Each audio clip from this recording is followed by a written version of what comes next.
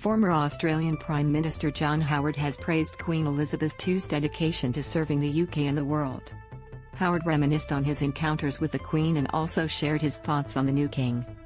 Howard reflected on what he believes is one of the Queen's most memorable speeches when she visited South Africa in 1947 prior to her coronation.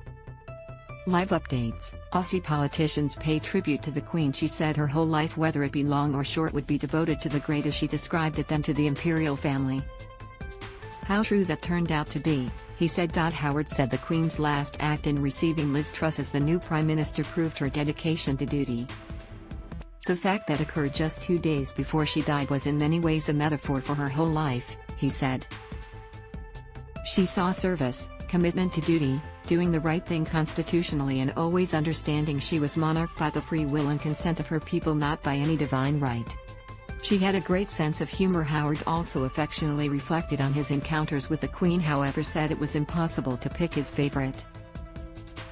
My own dealings with her are ones I'll remember with great affection, he said.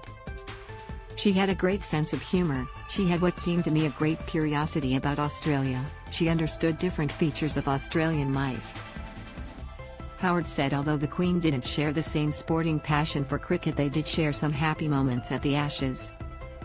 Read more. The life and achievements of Queen Elizabeth mentioned the referendum on whether Australia should maintain a monarch in 1999 and how gracious the Queen was. She always kept a proper constitutional difference. I can speculate what her feelings were after the result was announced, but she did nothing but honour the democratic acceptance of her as the Queen of Australia, he said.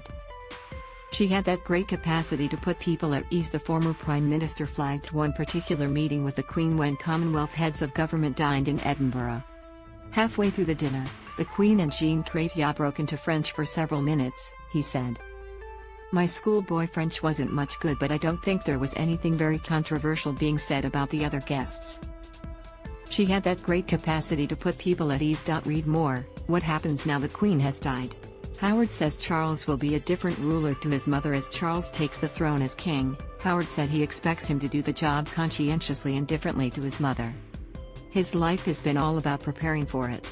People will form opinions, and to use that great Australian expression, they'll pay on performance, Howard said. It can't be a rerun on his mother because she was 26 when she came to the throne and Hess in his 70s, so it's obviously very different. Other Australian Prime Ministers have paid their respects to the Queen, including Scott Morrison, Malcolm Turnbull, and Tony Abbott.